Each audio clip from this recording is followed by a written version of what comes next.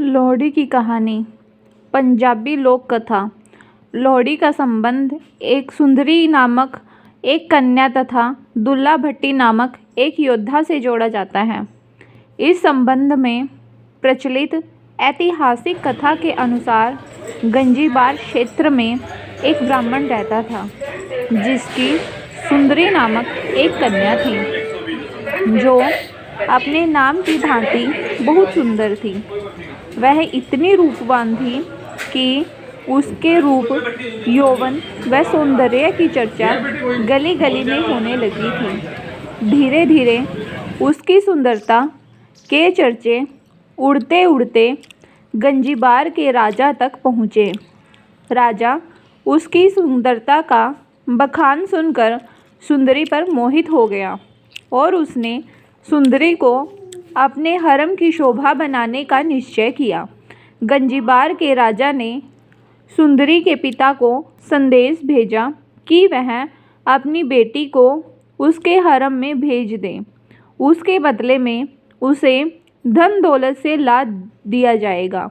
उसने उस ब्राह्मण को अपनी बेटी को उसके हरम में भेजने के लिए अनेक तरह के प्रलोभन दिए।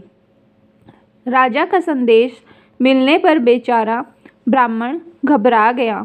वह अपनी लाडली बेटी को उसके हरम में नहीं भेजना चाहता था।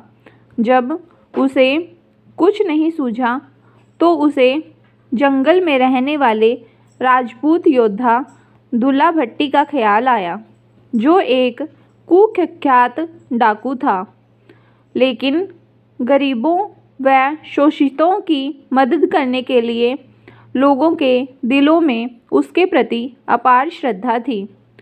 ब्राह्मण उसी रात दुल्ला भट्टी के पास पहुंचा और उसे विस्तार में सारी बात बताई।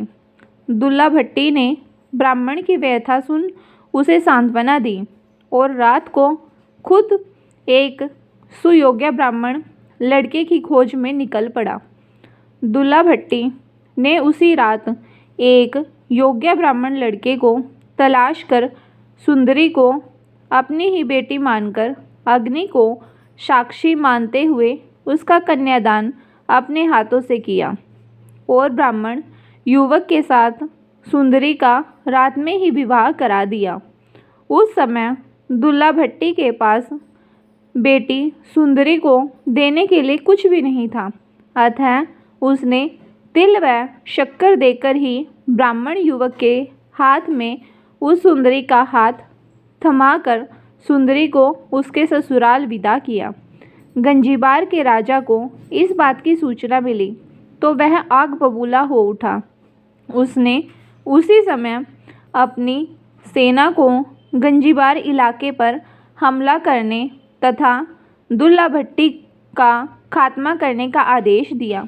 राजा का आदेश मिलते ही सेना दुल्ला भट्टी के ठिकाने की ओर बढ़ी, लेकिन दुल्ला भट्टी और उसके साथियों ने अपनी पूरी ताकत लगाकर राजा की सेना को बुरी तरह धूल चटा दी। दुल्ला भट्टी के हाथों शाही सेना का करारी शिकस्त होने की खुशी में गंजीबार में लोगों ने अलाव जलाए और दुल्ला भट्टी की प्रशंसा में गीत गाकर भांगड़ा डाला। कहा जाता है कि तभी से लोहड़ी के अवसर पर गाए जाने वाले गीतों में सुंदरी और दुल्ला भट्टी को विशेष तौर पर याद किया जाता है।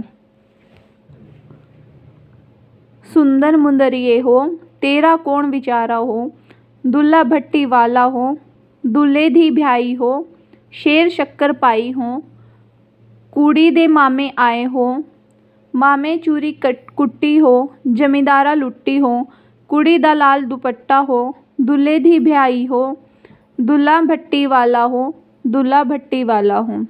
लोहड़ी के मौके पर यह गीत आज भी जब वातावरण में गूंजता है तो दुल्ला भट्टी के प्रति लोगों की अपार श्रद्धा का आभास स्वतः ही हो जाता है।